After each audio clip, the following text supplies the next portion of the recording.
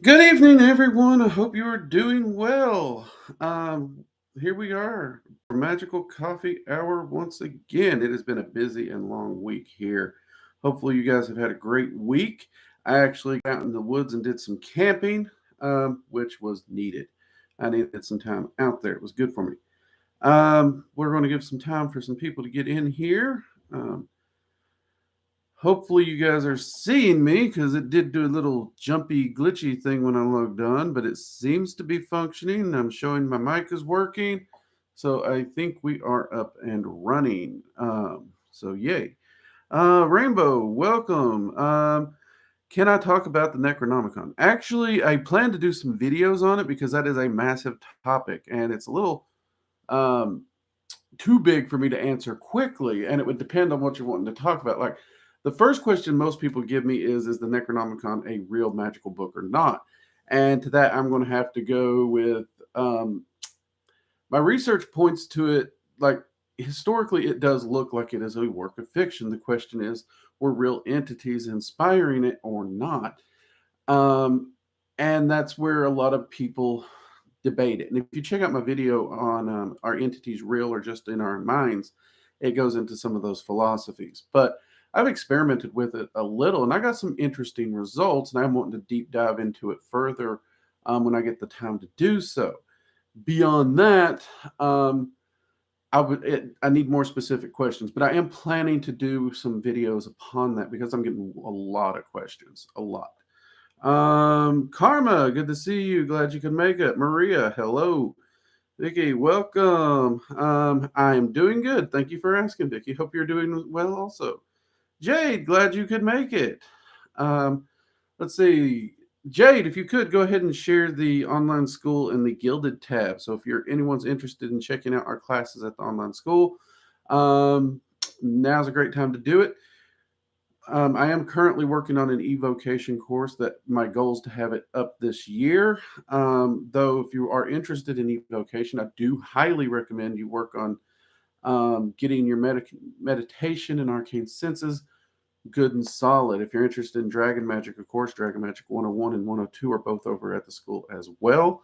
And the gilded communities, well, it's where we're building this great community here.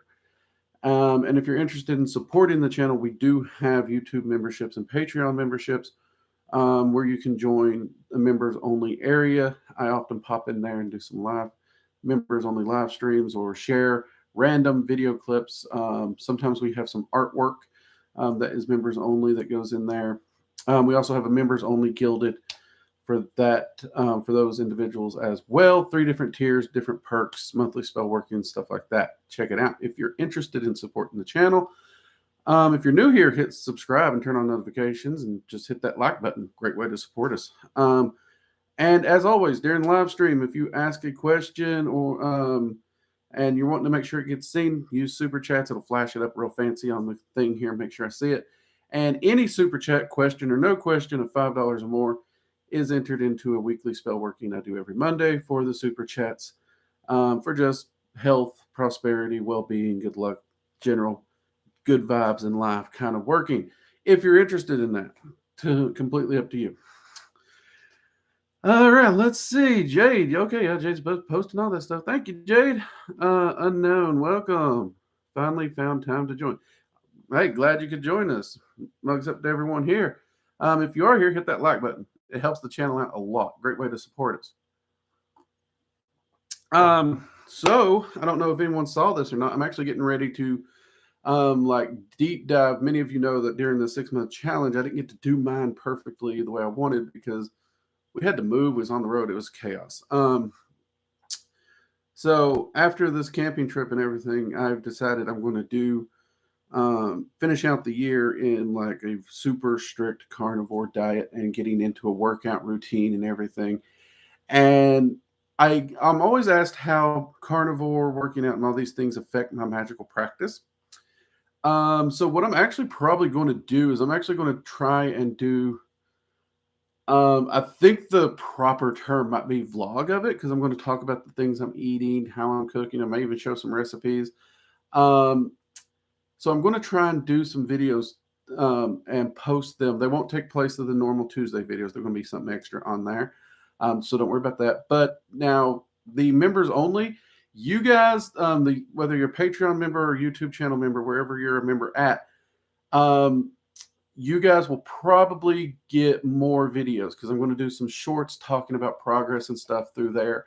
Some of those will be for everybody, but most of them, I'm actually going to try and make sure to update this daily if possible, for the members only section so that we can actually see how this does. I'm going to be checking things, I'm going to be journaling on my energy levels, my ritual abilities, the spell workings. I'm doing just my daily thing constantly, see how that improves. And of course, the physical health side of things. So, just a little fun thing I'm going to start doing since I'm going to be doing it anyway to better myself. So if y'all are interested, keep your eyes open, because technically I'm starting tonight because I'm having steak and eggs tonight. So technically I'm already starting. My start day's tomorrow, but technically I've not eaten anything today yet. So have I? No, just coffee. So steak and eggs tonight. And that was just a coincidence because that's just happened to be what I wanted tonight. Let's see. Vicky is wondering, can a co-mage work with different elements or do they specialize in a particular one? Co-magicians don't have an element. So co-magicians are dragons that they're old enough that they have worked. So when a dragon takes on an element, it's like taking on a job position, and they can transition from one element to another. Okay. So a fire dragon can easily switch elements and go to a water dragon, for example. Now, to be skilled enough and to be able to be a co-magician, a dragon has to be old enough and have worked for several hundred years in each of the 9 elements before they have the knowledge and rounded base to actually step into that job as a co-magician. But when they step into that job as a co-magician, they also step outside of a singular element.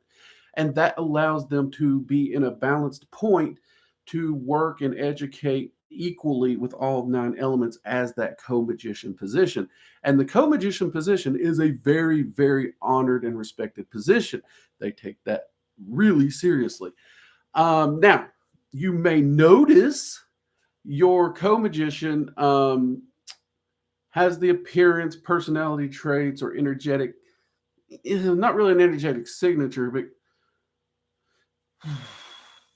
they may resemble one element, and that's usually the element they were last working in before they transitioned over to co-magician. And it may be the element they go back into when they decide they no longer wish to be a co-magician. So yes, they can work with all those elements, but they themselves don't have a specific element. Does that make sense?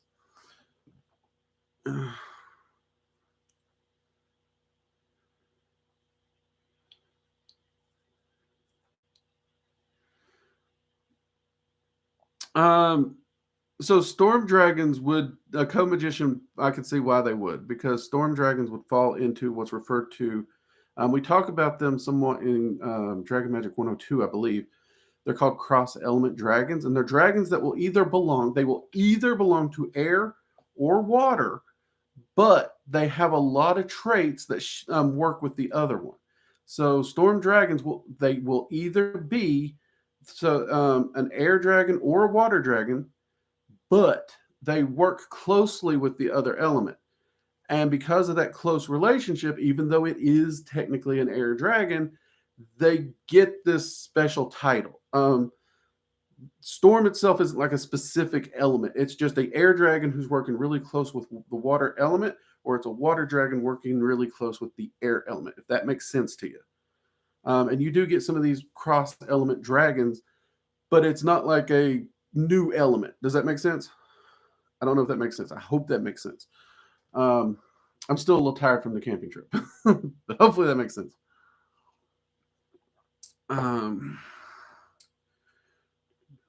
Now, DJ Conway used the term storm for one of the 9 elements, but it caused a lot of confusion. She never would talk about the particular element. I think in all her books, there's less than a page written totally on what she called the storm element.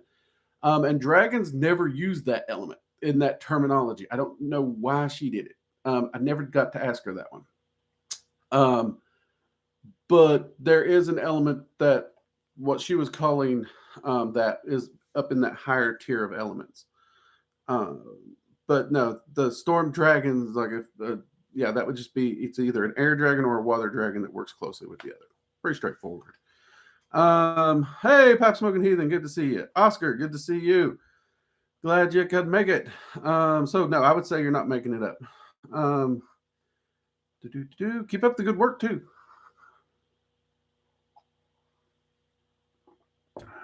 Where are we? Opinion on Eastern meditation practice, like Qui-Gon. I found them interesting when I've tried them. I've gotten some decent results with them. They're not my favorite. Um, Different people will have different successes with different styles of meditation. A lot of it deals with personality traits and whatnot. I never really got enough out of it to keep up with the practice much. I do have a friend, he does it quite often.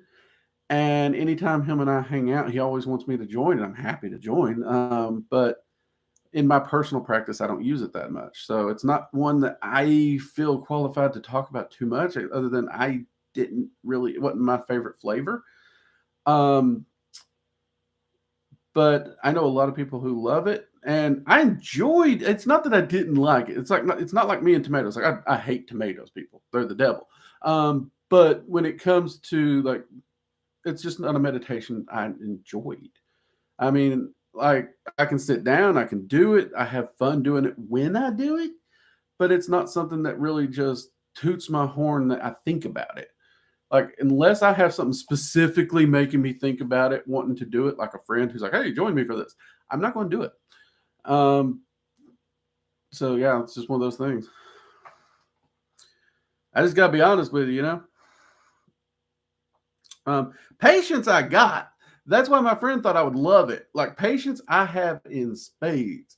Um, I can literally sit and stare at a wall for hours, just cause. Like I can be a very, very, very, very patient person. That's why meditation trance work came easy to me. I can just, patience was never an issue. Um,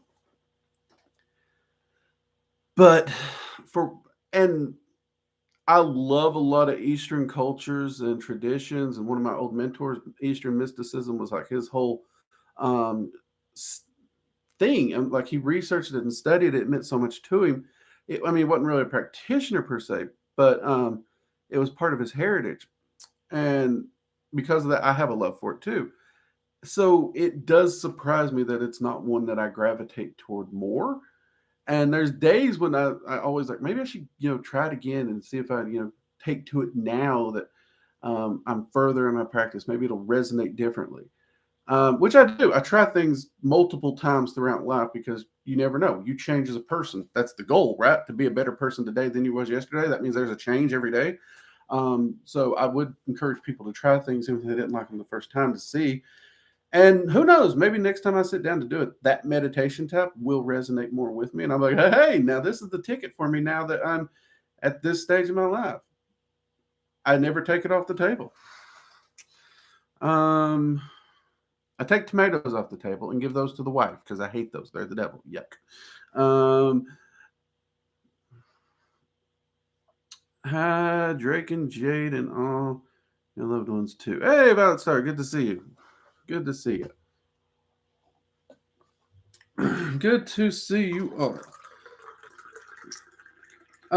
I have been getting a lot of questions about Cthulhu entities, and the Necronomicon. They're massive topics in and of themselves. I am looking at potentially doing some videos on them, though. Do understand, people, I have a backlog of videos I got to get going and get to doing.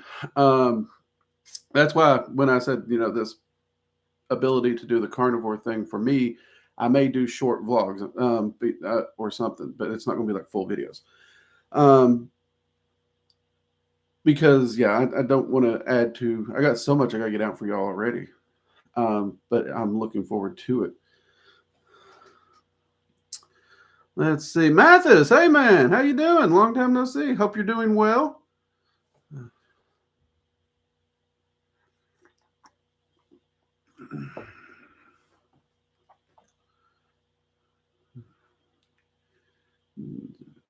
let's see. And your help and feedback is greatly appreciated. No problem, Vicky. Always happy to help. Always happy. Um, see, there was something I was supposed to be talking about. Can't remember now. Gone completely blank on that one. Bummer. Okay. So, oh man, that point where you just go completely blank and you don't know what you were supposed to say. Like I said, I'm a tired drink today. That's okay. We got coffee. Good coffee. So, how have you all been doing? Actually, you guys been having fun doing work, working on those, that self mastery a bit. Oh man, that's gonna bug me because I know there was something I was gonna say.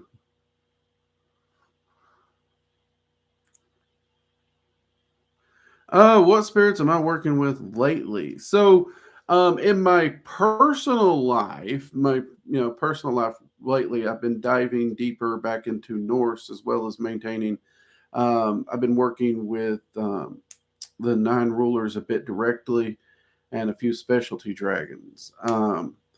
However, that being said, I've been working with a lot of entities overall for the Goetic series as well as the evocation course coming up. I literally make a point to work with every entity I do a video on when I'm making the video, and for the course, I'm literally working with every entity in that course to make sure they're good, they're liking how everything's set up and that kind of thing. So we are indeed doing that.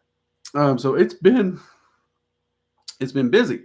Also, we just recently did reach out and connect with the spirit that currently lives in the house we just moved into, which actually filmed that process for the evocation course because so many people ask, how do you contact a spirit if you don't know its name or not? So that I figured, you know what, I got one. Let's actually film it here for the actual evocation course. So having reached out, spoke with him, getting a name for him, and learning about him, that has been a lot of fun.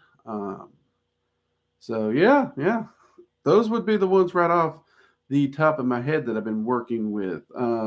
As far as dragons, like the big specialty dragon that I'm working with right now is Telgror. I'm working with him a lot. And for those of you in Dragon Magic 102, you'll know which one that is. Though at the same time, I'm also working a little bit with the higher rulers and everything because we are beginning to prep for filming Dragon Magic 103. So that's going to be a lot of fun. I'm really hyped for that. There's so much I'm wanting to be able to talk about that's really on that behind that door that the rulers have got me waiting for. So that's coming, and as soon as I finish up the evocation course, I'm going to probably dive in and start doing the shadow work pathworking course, where we're actually going to detail pathworking. And the way I've got it laid out right now, it's going to be in stages of shadow work. So stage 1 is going to be the easiest, stage 2, stage 3, those kinds of things. And ideally, if you're ready for it, you can work through all stages as one massive shadow working path working. It's the same path working I would do twice a year, for example. Or if it's your first time, you can just work in stage 1 and cycle through that a few times until you get your feet under you, and then move into stage 2, cycle through that. So you can really kind of move through it like that.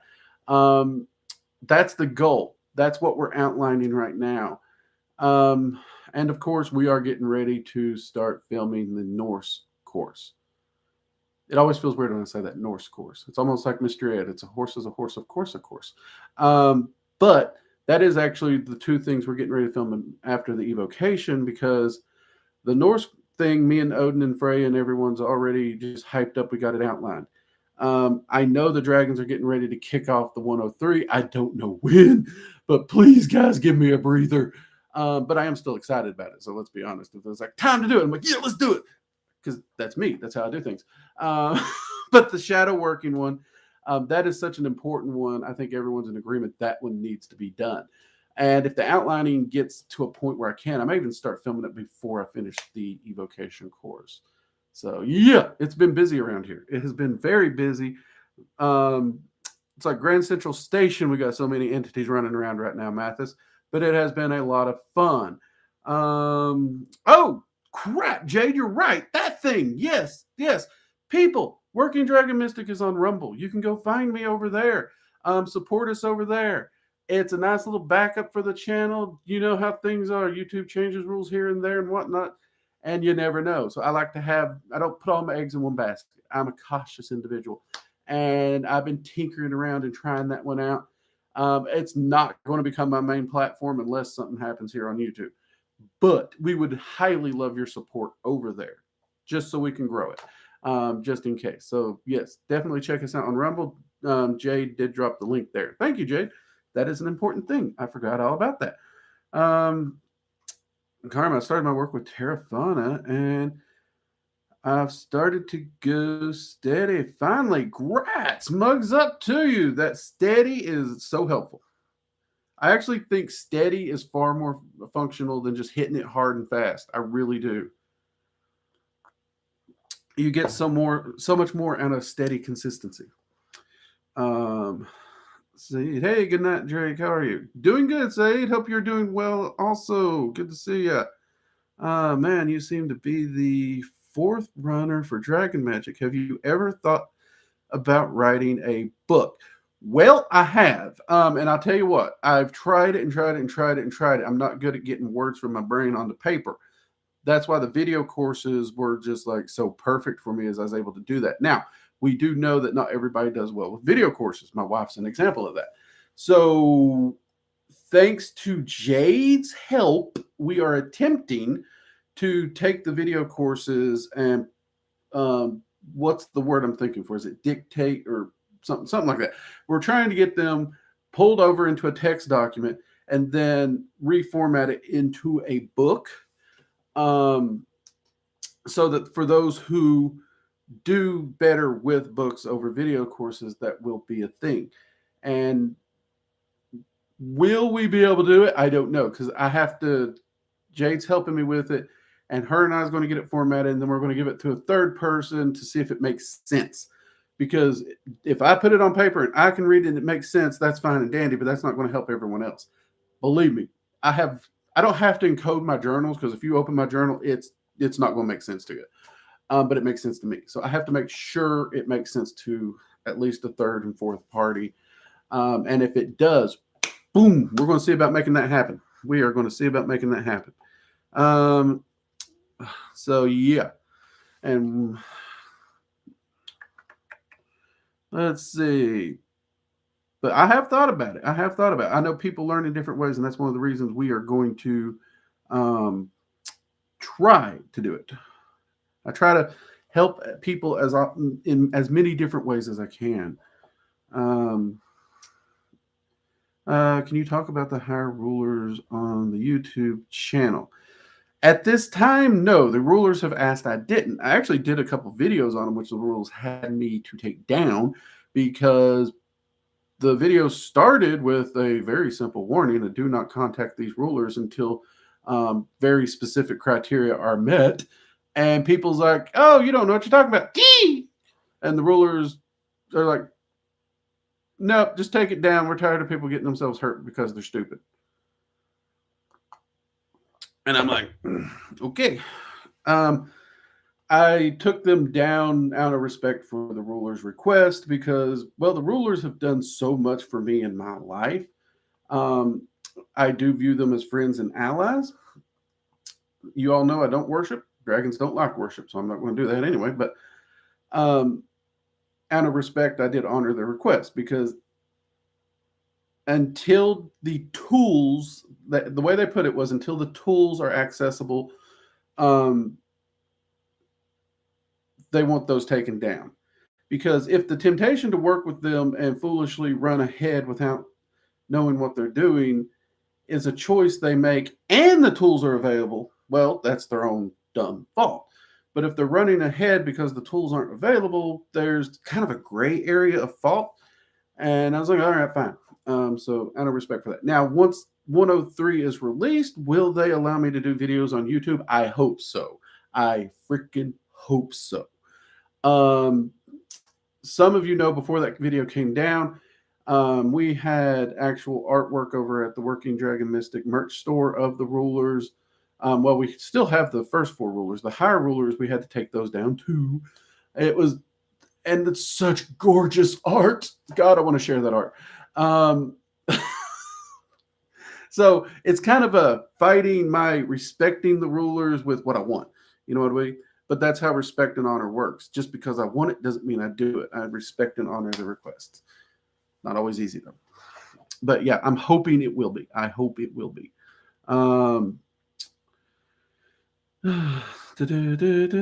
to build up my basic. Building up those basics is a great idea. Great idea. Also, just curious, but how much experience is enough experience to reach out to the higher rulers? Well, I don't know what you're currently doing, but the way, if you check out Dragon Magic 101 and 102, those are the prerequisite skill sets. And then 103 is actually when the higher rulers and the techniques and everything needed to work with them is going to show up. So if you really want to make sure you're ready to work with the high rulers, you would need to go through Dragon Magic 101 completely and 102 completely, because there's very specific things that they have laid out in those processes to prepare you for it. And that would include the construction of the Dragon Magic tool and or staff, which many of you have seen mine. It's always back here. The ritual, the process to create that thing takes months. And even by 102, it's only half finished. So like mine right now, if I was to actually try to, if something happened to this and I had to recreate it, it would take me over a year of working daily to recreate this. This is no little tinker toy ritual item. So you gotta get, that ritual starts in 101, but then there's an entire section and detailed path working through Draconic Alchemy in 102. This not only helps get you into Dragon Magic, get you attuned to these energies, get you introduced to the rulers and begin getting these energies working in your life, but it also begins to work on you and prepare you for the massive, and I do mean massive, increase in energetic gut punch that the higher rulers will bring on day one. And then that Draconic alchemy and process that you go through continues all the way up. And you don't want to skip one, because that's how you get hurt in Dragon Magic, is you skip. I've seen it way too many times. But yeah, that would be how. If you've completed all the tasks in Dragon Magic 101 and 102, then you would definitely be ready for 103. There are some people who they've completed the tasks and they're already cycling back through to do more to better prepare. I get that. I understand it can be daunting. And that's another reason, like these courses, I make sure they're affordable. Like most of my friends spend more than $30 at Taco Bell or McDonald's. So the courses are cheaper than what they spend for dinner most times. Because currently they're $30. And as long as the economy allows me to afford that, that's where they're staying. I'm not going to raise them. And when I say raise them, don't worry, people. I'm going to, if the economy forces me, they're going only in small increments only, because I'm doing this to help you all. So I'm not going to price gouge. So yeah, that would be how it would be laid out there. Let's see.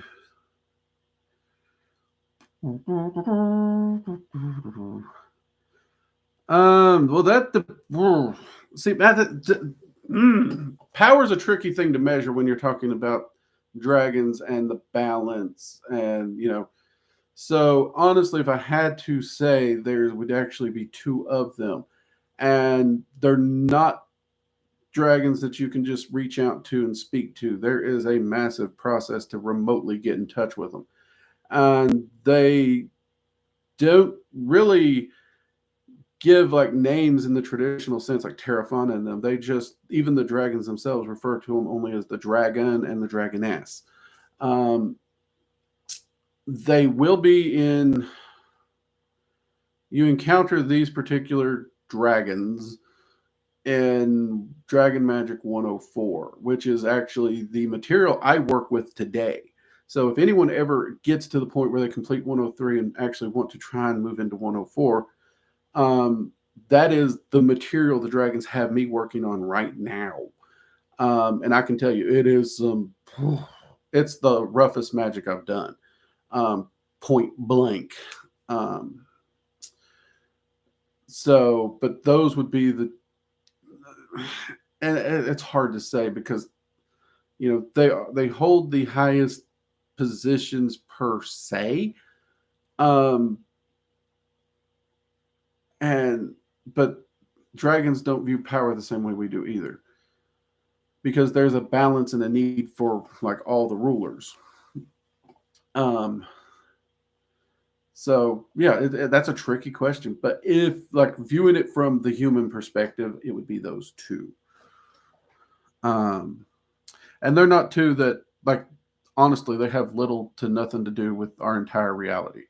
So they're not something that's easy to just contact. You can't just evoke them. You can't just go to them.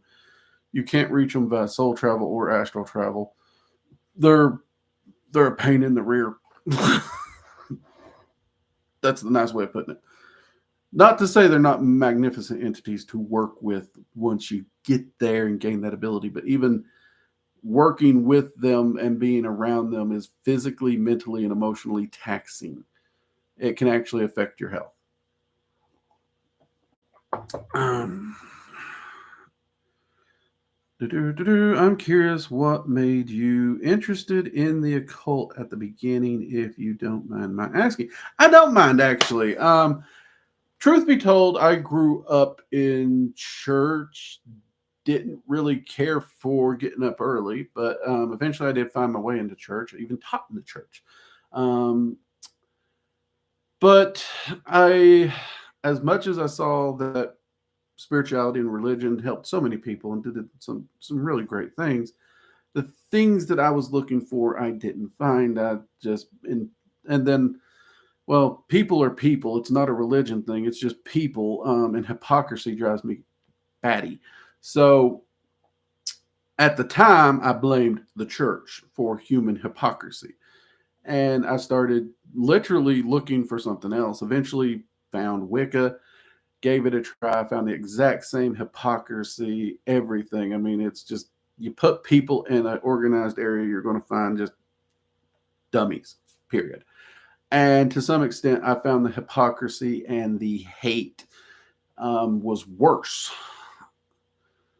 But I loved the concept of magic, and I've always loved nature. But the spiritual fluff and the religion, it's like, look, I'm not doing spiritual, I'm not doing religion, I'm done. I understand it for other people, I support it for other people. Weirdly, I've led more people to Jesus since I left the church than I was in it, because I will talk and have a rational conversation with anyone. And if that's the path for them, hey, I'll support you all the way. Don't mind it a bit. But that left me with the magic side, because I've always loved science. And I know that certain things can go together to create a chemical reaction. And then there's this concept of energy. And I have been in martial arts where you talk about ki and chi, and the concept of being able to perceive danger, intuition before it actually comes in. So there was a nugget of tangibility that kept my curiosity, and I honestly wondered if it was legit or if it was just placebo effect BS. So I had decided, since I already gave up spirituality, gave up religion, I was going to focus on magic as a science. I was going to apply the scientific method. I was going to do some spell workings. I was going to keep my journal. I was going to just stack that data. And at the end of 1 year, I was going to see if what had manifested, if anything had manifested. And I essentially applied the coin flip method, which means if you just randomly make a guess or something, you have at least a 50-50 chance of being right. That's not magic to me. 50-50 is not magic. You can flip a coin, do the same thing. Forget it. So I raised the bar up. And I want to say I started around 70-75% manifestation was minimal for this experiment. Now, these days, if it's not 85% or better manifestation, I view it as it doesn't work. I'm that strict. But I don't know if I was that strict back then. I want to say it's 70-75. And after that year, not only did I see the manifestations in my life, but I was able to track the data because of the journals, the notes, and everything I kept. And that gave me data that showed it worked. The truth be told, I actually entered this to prove it didn't work because, let's be honest, I'm a cynic at heart. And since everything else just seemed bupkis to me, I was just like, here's this one thing, here's this one nugget. I'm going to prove this nugget wrong, and then I can just get on with my life. That was my ideal. Didn't work that way, and worked the opposite way because I proved that nugget actually had more foundation to it. And the individual in me that loves science, loves knowledge, loves adventure, loves exploring, loves trying things, just latched onto that and kept going because I love learning about stuff. Absolutely do. And that's really how I got hooked on it ever since. Never thought it would be any kind of thing I would do professionally, but that is how I got hooked on it. Cool. So hope that helps. Let's see here. All right. We got 12 people in here. 10, 2 people in here haven't liked this. Give us some likes, people. Yeah, let's see. So that, yeah. Did I miss anything? We're kind of a slow night. I think everybody's tired, not just me. I remember I found Wicca as a young teen, which was my first introduction to the occult side. Never really done too deep into it, though. Yeah, I've worked with different, ceremonial groups, different Wiccan groups, different. I've been blessed and honored to be initiated into a few different areas and study. And it just like I still have mentors and teachers. I mean, I guess they might refer to me as colleagues now, but I still weirdly think of them as mentors. But they're Wiccan. That's their main thing. And that, that they know that the spiritual side's not my cup of tea, but when it comes to magic, we definitely discuss and go on. And we do discuss spirituality and religion. I have no problem with philosophical discussions. I actually enjoy them even, but they know that they're not going to convert me, if you would.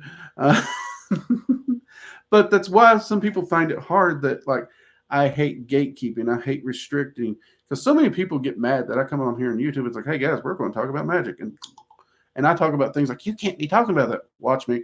But then turn around and I totally, fully respect initiatory traditions. I won't steal from their stuff. I won't approve someone going into there without initiation. And it's about that respect. It's about that respect is there. Because magic isn't a tradition. Magic is just magic. Their methods, their specific teachings to that tradition, that's something else. You can do the same things without the tradition. And that's why I focus on the science of magic and I teach a basic framework.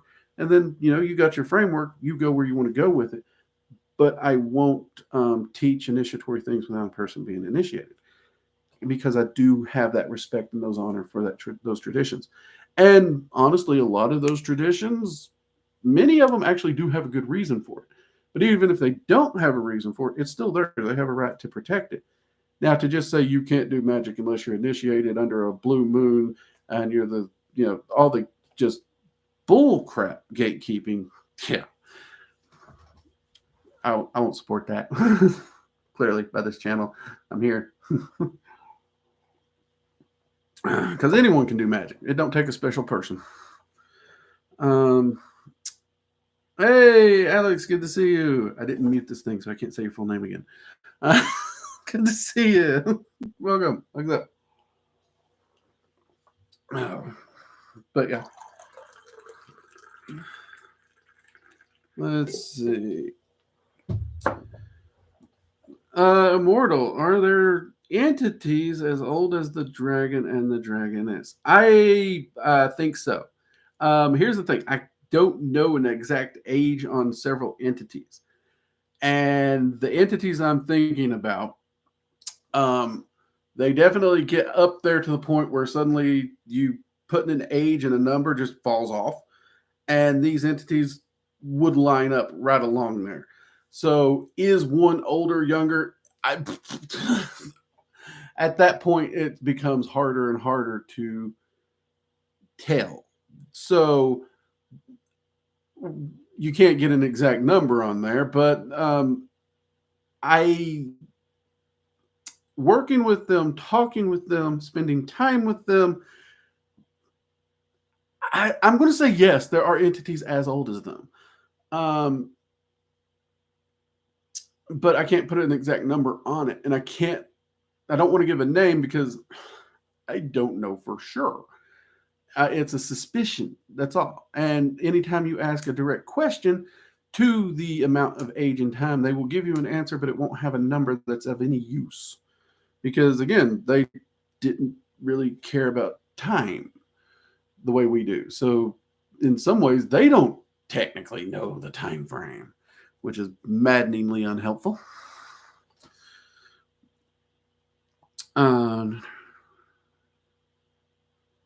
Have I ever worked with Pazuzu? Yes, I have in the past. Not a lot, but I have worked with him.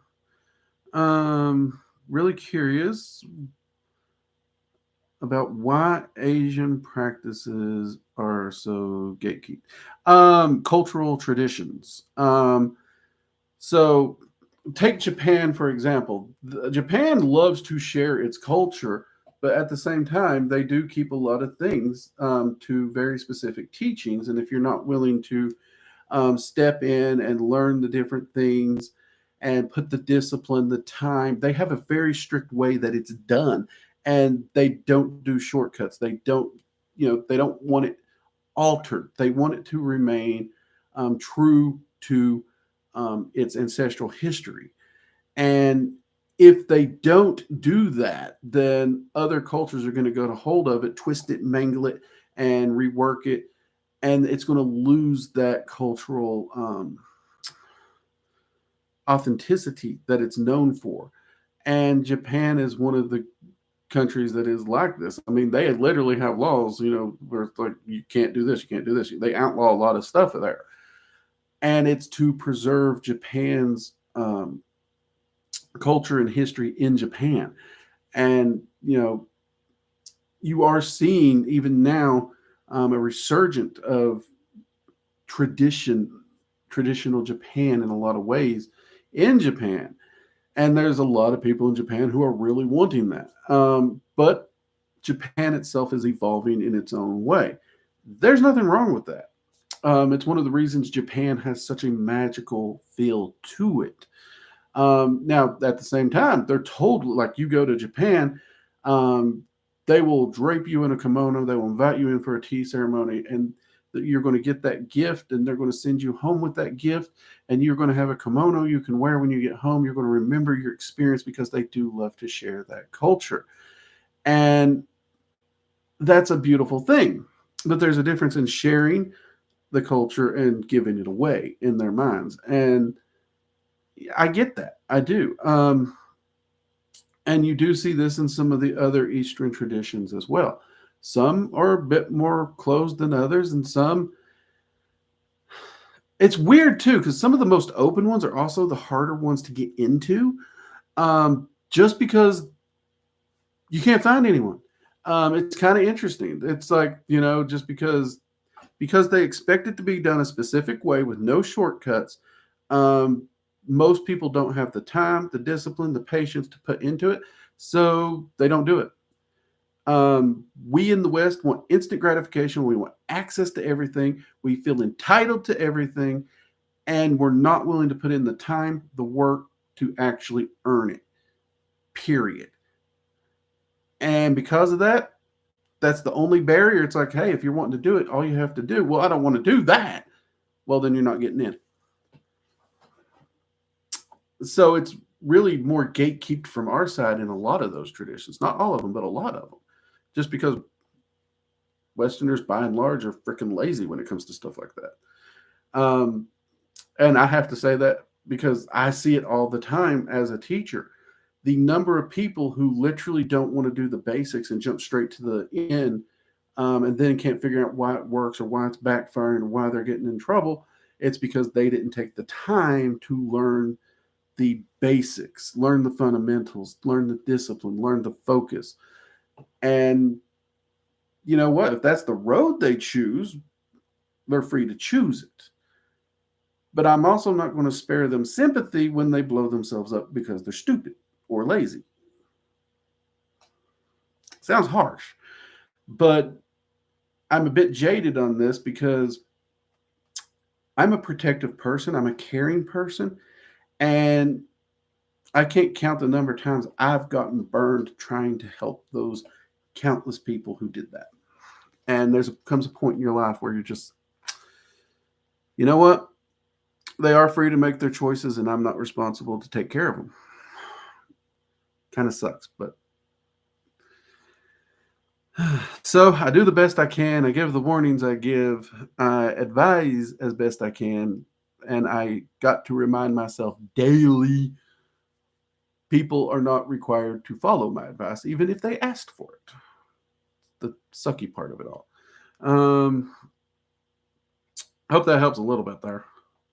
Though the more recent working was spontaneous, as in beginning of 21, I just drawn to work with Lucifer. I love Lucifer. He's a cool entity to work with. He really is. He's one that I like. Weirdly, it took me years to actually reach out to him. I didn't even realize it. I was just going through working with entities, as they came up or as I got interested. And I was just sitting there one day. Somebody asked me about him. I was like, well, I've never actually worked. I never actually called him up and spoke with him. And I made a point to write down and actually reach out to him. And oh my God, I'm so glad I did. I absolutely adore working with Lucifer. It's been a long time, Brennan, for me since I've worked with Pazazu. I found Pazazu to be a relatively calm. How would I describe it? Because it has been a while.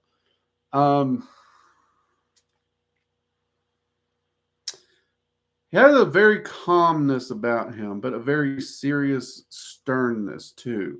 There was like this real sense of almost authority. And I'm trying to think of a good way to put it.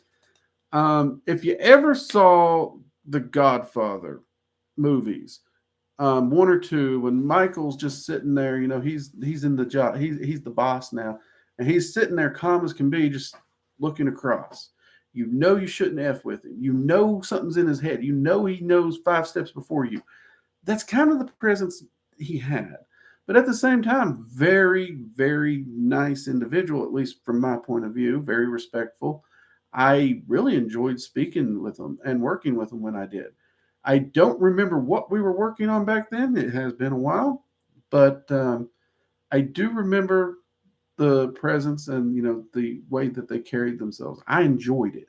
That kind of thing doesn't bother me. Some people's like, well, I find that intimidating and scary. It didn't bother me because he remained respectful to me. I remained respectful to him.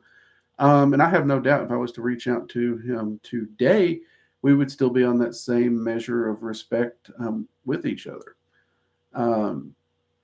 But yeah, it has been a while. Has been a really long time. I should reach out to him again.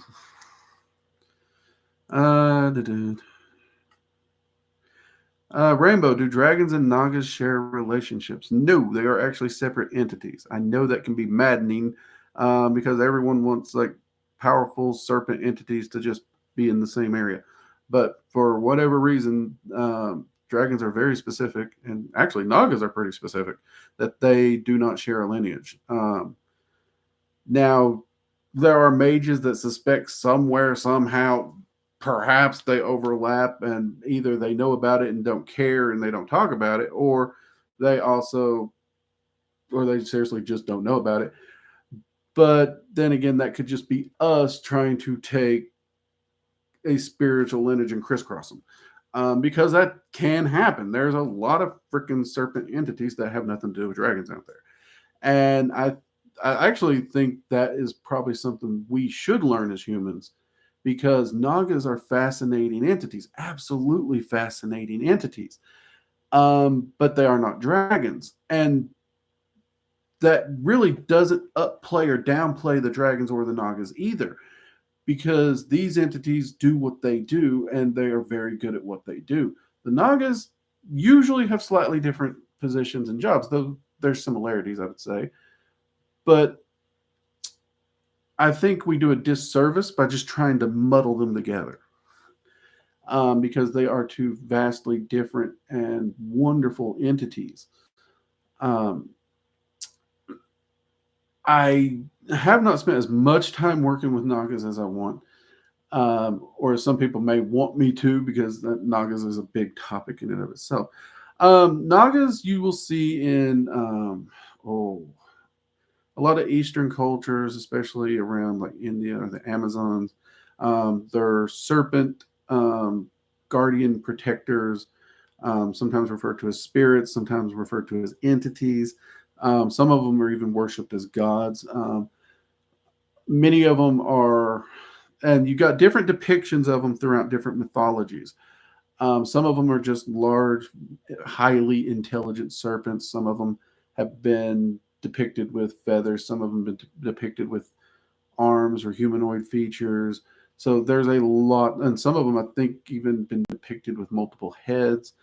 So if you're interested in Nagas, I would definitely read up. They are a fascinating mythology and entity. Um, it has been way too long, and my brain is not firing on all cylinders when I'm trying to pull up my time with the Nagas. But I do remember both of them were very, very clear that they were separate. I do not believe the Aztec feathered serpent counts as a Naga. No, that's a different one. Just because it's a serpent, again, just because it's a serpent with feathers, not the same technical serpents. It gets confusing. I know mythology is like maddening, but I don't think anyone's ever labeled Quetzalcoatl as a Naga. I don't think. I've never heard it referred to as a Naga. I could be wrong. But I've never heard it personally labeled as that.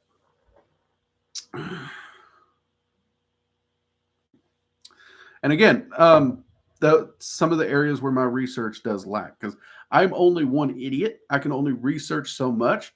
I only have the same time in my days as you all have in your days. You all are busy. I am busy. And weirdly, when I started the channel, it got harder to do extracurricular research because I have to keep up with my own personal practice, my own spell workings, that stuff. I have to do the things for the supporters of the channel. Well, I don't have to, but I do because you all are the heart and the pulse of this channel. By the way, thank you for your support to our channel members out there. Much appreciative. And so that does, it has slowed down my extracurricular additional research. That's why I try to research so many different styles of videos for the channel too, because not only does it allow me to get information to you all, but it also allows me to do more research that I can tack onto my daily personal practice. But I'm also at a point in my life where what I'm doing right now is working for me, and I want to pass on what I've been blessed to learn to more people. That's why I started this whole shebang. So I'm okay with the slowdown on my personal research because now instead of just I want all the info. I have gotten to that point where I'm slowing down, I'm tapering, I'm still learning, still growing as a magician, true, but I'm also putting more emphasis on a focus of sharing that knowledge so that more people can have it. And hopefully, in all honesty, you all become better magicians than me, and humanity continues to grow via that shared knowledge and growth. That's not sound corny, but that's actually why I started doing this. Once I tripped and fell and realized it can actually work. So yeah, there's that.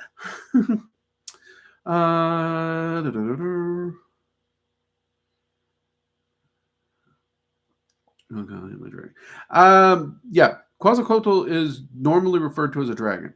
I believe he is a dragon. I'm not sure if I've actually confirmed that one way or the other, but he one of the few. If he is, he's one of the very few that actually is okay with worship. But then there's a lot of aspects about him that make me think he's not a dragon. And I've never. Okay, I'm not going to say I've never asked specifically. I'm not recalling asking specifically. Let's go there. Again, you've been doing this and you've talked to as many things as you can. You can't remember every question you've ever asked. And Quetzalcoatl's not one I work with a lot. Actually, practically never anymore. I used to work with him for a little bit back in the day, and then after that, it was just client-based only. And I haven't had a client ask about him in years. So, yeah. So that's also a short point for me. I do apologize on that one. What about wyverns? I know they aren't true dragons, but wyverns exist? They aren't true dragons, and dragons don't claim them, but they do exist. You will see them in different areas, different planes even, but they do exist. Now, if you're asking, do they exist? Like, are they flying around London, England, or the Amazon forest?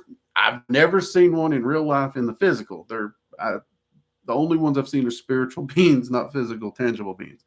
So let me separate that. But I would say, though, with the amount of cryptids we're seeing, that if there is some kind of dragon-like living cryptid, the wyvern would probably be the closest likely possible candidate. Because they don't have the same issues with they wouldn't have the same issues manifesting because they don't have that primal destructive energy around them that dragons do. So, which is a fascinating thought process for anybody like me who studies cryptids and goes in the woods and does stupid things. But yeah, so they do exist for sure on the plains. Never seen one here, but with some of the weird winged reptilian cryptids, never know. They might be a candidate. Let's see. Immortal, can you tell us about a dragon that resides in a place you have been, like a certain mountain or forest? Okay, so most of the dragons that reside in nature are relatively young, obviously for reasons. So when I lived in Washington State, there's a place in Washington State called Port Townsend, and it's a waterfront city. And there is a water dragon that resides there. The name he gave me, very Scandinavish, which the town is actually a Viking town, historical district town kind of thing. They even have a Viking festival. And I would go walking on the front street of this town often when I got around there. And if I get back to Washington, I may have to do that again because it's a beautiful town. Also, restaurant with the best nachos I ever had there. But I noticed several times this dragon was moving through the water. And I went down the boardwalk to where you can actually get down on the beach one day, and I actually reached out, and fascinating dragon, absolutely fascinating. This dragon was so talkative, I thought it was an air dragon. It was just, but absolutely fascinating to sit and talk with. And to the point where, we sat and talked so long, I realized the tide had come in, and I was now going to have to wade through the water to get back to the boardwalk because I was stupid like that. Luckily, it wasn't deep. It was just cold. Water in the Pacific Northwest does not warm up ever. And this was like late fall, so freaking cold. But that one is actually a fascinating one. And then there's another one that I did run into in the Appalachian Mountains. That one, I didn't get as much time to speak with it as I wanted, but it was talking to me about a lot of the Appalachian myths, Appalachian medicines, what a lot of people refer to as Appalachian folk magic. And I mean, this dragon's just basically making me think of my great grandma Maine, and the stories she would tell me as a kid when I thought she was crazy, and I'm realizing she wasn't crazy. I should have listened to her more. But yeah, those would be two. And Jade is throwing clocks at me. And I saw the clocks as I was ignoring them to answer your question, Immortal, because you're a tier 3 supporter. And, well, I'm going to get clocks thrown at me. Oh, no. I mean, have you ever encountered a wyvern like it? Yes, I've encountered them on the astral plane itself specifically. I don't think so. I've encountered them within the 9 realms of the North. I've encountered them. I've encountered them in the air plane of air as well as the primal plane of air.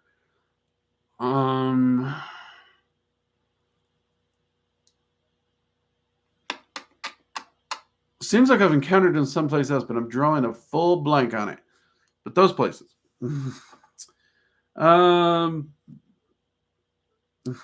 Thank you for the risk of clocks. No problem, Immortal. Appreciate it. All right, everyone. I'm going to have to hop off here.